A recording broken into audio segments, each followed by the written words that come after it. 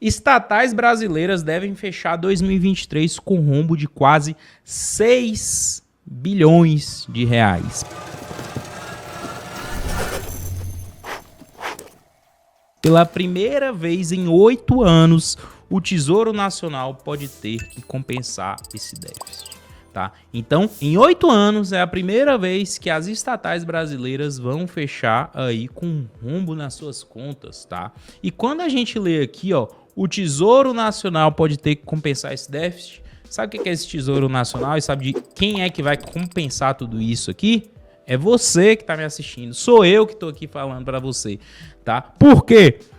Toda a arrecadação de impostos que vai, de fato, compensar todos os déficits de empresas que, historicamente, né, sempre foram muito questionáveis. E aqui a gente pode descer um pouco, né? Eles falam um pouco quais são as empresas e tudo mais, mas eu separei aqui um outro site para a gente ver exatamente isso, né? Quais são essas empresas? E aí vocês já podem até imaginar quais são, né, essas empresas, né?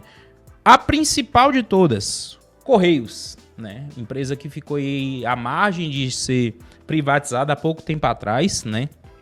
É uma empresa que tem quase 90 mil funcionários, tá? E até julho desse ano teve um resultado aí de menos 620 milhões de reais de prejuízo. Com a nova projeção é para ter um prejuízo aí dos próximos meses de 600 milhões de reais. Mas não para por aí não. Tem outras empresas aqui que não são tão conhecidas, tá? Como a Engeprom, né, que é uma empresa voltada aí para construção naval, que tem menos de 1.000 funcionários e é uma empresa que até julho teve quase 1 bi, tá? Quase 1 bi aqui de prejuízo. Só que a nova projeção para essa empresa é que ela tenha 3,17 bi de prejuízo, tá? É muito dinheiro, tá, pessoal? É muito dinheiro, é muito prejuízo aqui que essas empresas vão dar para os cofres públicos, né? Tem outras aqui, Eletronuclear, né? A Correios, de fato, aqui é a principal de todas. Se a gente for levar em consideração, né, de forma total aqui, a gente está falando que até julho desse ano foi 2,46 bi de prejuízo, tá? E a nova projeção até a finalização do ano é de 5,31 bi de prejuízo, tá? É muito dinheiro que sai de cofre público, é muito dinheiro que a população tem que, de fato, bancar, né? E essa conta é aquela conta que sai do nosso bolso, é a conta da sua energia elétrica, que tá ficando mais cara, do combustível que tá ficando mais caro, da alimentação que tá ficando mais cara, tudo isso para, de fato, bancar esse tipo de coisa aqui. Então, é bem importante a gente levar em consideração, ó, nos últimos anos, né, as estatais federais, elas estavam dando bastante lucro, né? Principalmente ali a partir do governo de Michel Temer com o governo Bolsonaro. Lógico que no início da pandemia teve uma queda bem significativa, mas eram empresas que vinham dando lucro sim, né? E infelizmente no começo desse ano voltamos à estaca zero. Não a estaca zero, a estaca negativa, tá?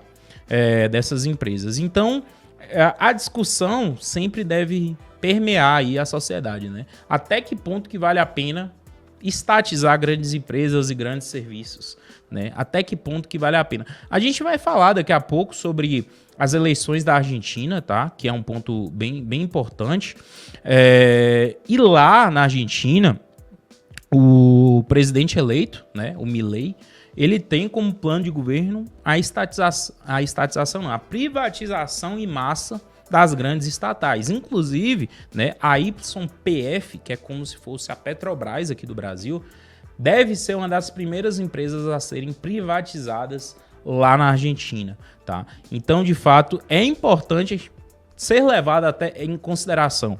Eu, particularmente, não gosto de investir em nada que envolve empresa estatal, né? Então, eu vejo muita gente falando, eu invisto em Petrobras, invisto em algumas empresas aí que são estatais. Eu, particularmente, não gostaria de investir e ter essa mão do governo tão forte em cima de empresas onde estão o meu dinheiro, né? A gente tem que lembrar que no governo de Michel Temer, teve a lei das estatais, né, na qual ali políticos não poderiam fazer indicações diretas para comandos ali dentro das estatais, como presidente, vice-presidente, diretor e tudo mais. Só que Lula, no início do mandato desse ano, ele já voltou atrás nessa lei. Então, hoje, de fato, a gente está com uma previsão futura que, infelizmente, não é tão positiva para esse tipo de empresa, tá? Infelizmente, não é positiva para esse tipo de empresa.